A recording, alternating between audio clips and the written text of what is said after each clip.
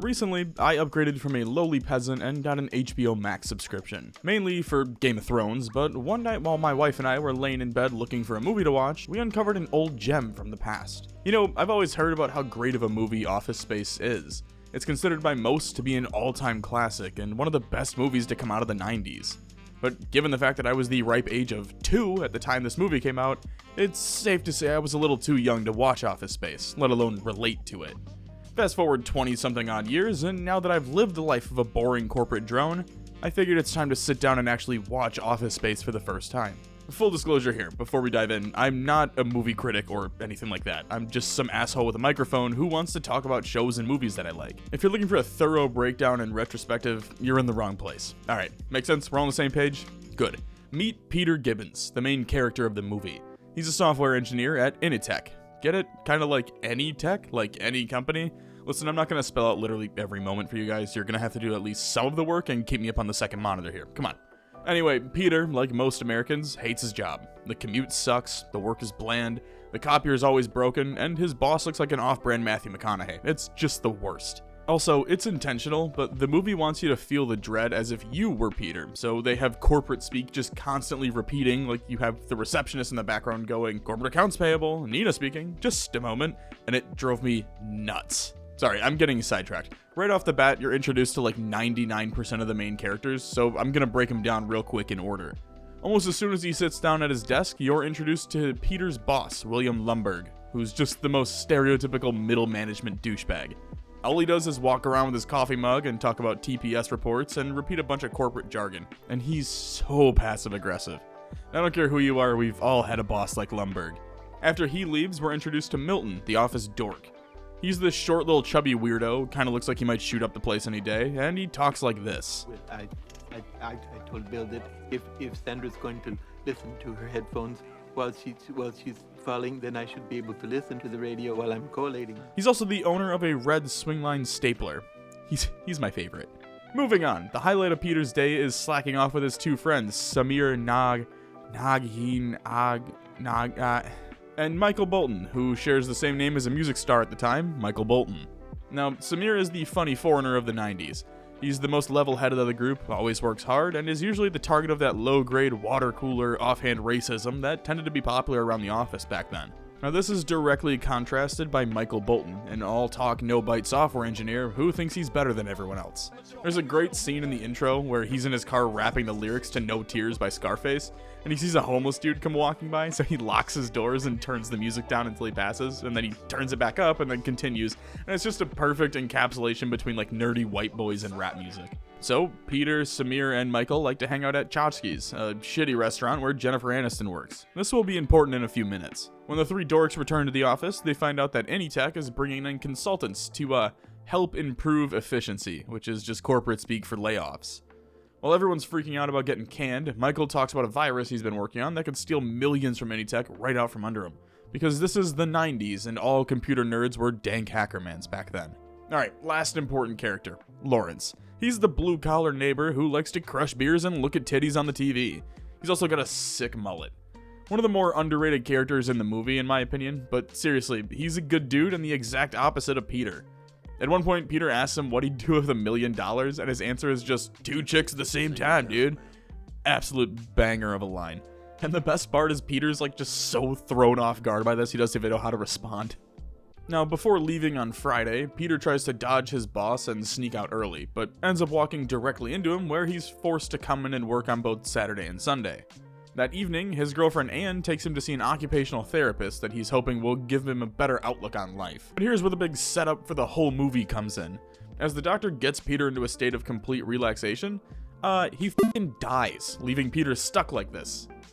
In fact, he's so at peace with life, he just decides to stop showing up for work, blowing off all of his weekend responsibilities, and also breaks up with his girlfriend, who has been cheating on him the whole time. Now on Monday, instead of going to work, Peter hits up Chotchkie's and finally asks Jennifer Aniston out for lunch. I always thought this scene was just a little creepy because he's just in a complete state of relaxation and she's the exact opposite, all stressed out about work. And he kind of just seems like a big weirdo during the entire scene. I don't know, it's just a weird moment. But anyway, they end up getting all 90s TV horny over Kung Fu. It's, you know, just go watch it yourself. Back at Anytech, Lumberg has Milton move his desk for like the 10th time that year, which pisses off Milton. I could set the building on fire. While that's going on, Peter heads back to the office to grab his address book and runs into Michael, who tries to convince him to just go home instead of keeping his interview appointment with the consultants. Now, instead of listening to Michael, Peter just decides to whip his nuts out and slam him down on the table in what is quite possibly the best scene of the movie. I'd say in a given week, I probably only do about 15 minutes of real, actual work. Now, I know there's a better scene later on, and we'll get to that, but at this point, highlight of the movie. Now, it's such a popular scene that you might have even seen it doing the rounds on TikTok and YouTube Shorts. You know, that moment where he's talking to the guys at the table, and he just says what everyone wants to say about their jobs. How he's got 8 bosses, and there's no incentive for him to work harder, and most people are working just hard enough not to get fired. It's just a great scene, and it reflects what everyone wants to say, but rarely does. It also shows that quiet quitting, as the talking heads call it, has been around for decades, and it's not some new thing brought on by Gen Z or millennials. Now, watching this scene for the first time, my immediate thoughts were, oh shit, he's fired. But in a pretty hilarious twist, the consultants are so impressed with Peter's straightforwardness that they decide to just meet with upper management and push for Peter to receive a promotion. The highlight of this scene isn't even that though, it's the fact that you find out Milton was actually laid off 5 years ago, but no one ever told him, and due to a glitch in payroll, he just continued receiving a check, and no one ever bothered to fix it. Now, because middle management wants to avoid confrontation, Lumberg decides to just move Milton down into the storage area in the basement. Oh, and he takes away his stapler. Poor Milton. Now, since Peter's stuck in La La Land, he spends the next several days hanging out with Jennifer Aniston and fishing with Lawrence, basically living every 90s and early 2000s man's dream. Actually, you know what? F it, every man's dream in general. The things I would do to go fishing with Lawrence, people. I tell ya. Eventually, he shows back up at Anytech and starts doing crazy shit like taking off a door handle in the main lobby and knocking over this massive divider to give himself a better view at his desk. After that, Peter meets with the consultants where he finds out he's getting a promotion, with people reporting to him, a raise and stock options, but that both of his friends, Samir and Michael, are also being fired in the process. Since the company's approach is to wait until Friday before telling everyone, Peter takes the opportunity to meet with his friends that night and asks Michael if the virus that he's always been working on will actually work. Now, Michael explains that the virus will take fractions of a penny that are rounded up on every bank transaction, and instead of doing that, deposit them into a separate account for the 3 of them. The thought process is that it's such a small amount that it would take years for a company to even notice anything was off. Now, with them, the trio agree to put the plan into action and successfully upload the virus into Anytech systems in the most over-the-top choreographed shit. Also, shout out floppy disks. I used to have a ton of these growing up, and now I just use them as coasters. Now, this leads to the most famous scene in the movie. I'm sure all of you have seen it or at least heard of it. It's that moment where Peter, Samir, and Michael give that infamous printer the Rihanna treatment. If you were born after like 2005, you probably saw this in a Family Guy cutaway and had no clue what it was in reference to, where Peter and Brian are breaking the bird is the word record. This is the callback. This is the reference, guys. Come on, let's focus here. Well, a few days later, on their way to a barbecue, Peter lets it slip to Jennifer Aniston that he's actually been secretly ripping off Anytech. Now, she's not really on board with the whole stealing thing, and they end the conversation on rocky footing. Well, later on at the party, Peter actually finds out that Rachel from Friends actually slept with Peter's boss. But hold on, I'm gonna let you in on a little secret here. She didn't. She slept with a different employee named Lumberg from like across the country, not Peter's boss. But Peter doesn't know that, so he kind of loses it and starts a fight, which ends up with them breaking up. Oh wait, you know what? That's probably never gonna happen, so just don't call me, okay? Say hello to Lumberg! The next morning, Peter checks the balance in the scam account and finds it sitting at a measly $300,000. And this is 90s money here, so, count for inflation, we're talking like borderline $1 million in this bank account. Meaning, Michael f***ed up. Since $300,000 is a lot more noticeable than like $5 that they were expecting, the group panics and starts to try to think of a way out of it. The only problem is these are 90s geeks we're talking about here, and they don't even know the definition of money laundering, having to literally look it up in a dictionary. While all that's going on, poor Milton loses out on a piece of office birthday cake again before being told to take care of the cockroach problem in the basement and getting the light shut off on him. He just keeps losing. It's so sad. At this point, I started to feel bad for him a little bit, but don't worry. If you haven't seen the movie before, there's something coming. Now, after being able to figure out how to get out from this, Peter decides to take the fall for the group and take the blame for the virus and all the embezzlement they've been doing. So he prints out the traveler checks and writes a note pinning everything on himself. Before he goes and turns himself in, he meets up with Jennifer Aniston again and apologizes for everything. They make up and it's all really sweet. I mean, before this school shooter pops in and ruins everything.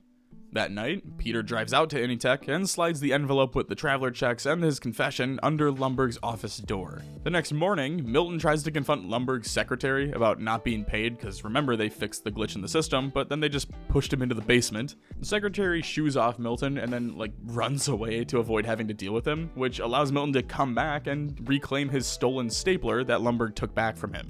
Before we end up seeing the outcome of the situation, the scene transitions back to Peter's apartment, and we get to watch him say goodbye to Lawrence and head out to seemingly flee the area.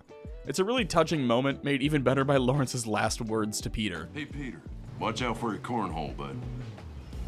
As Peter's out skipping town, he passes the Initech building, which is completely up in flames.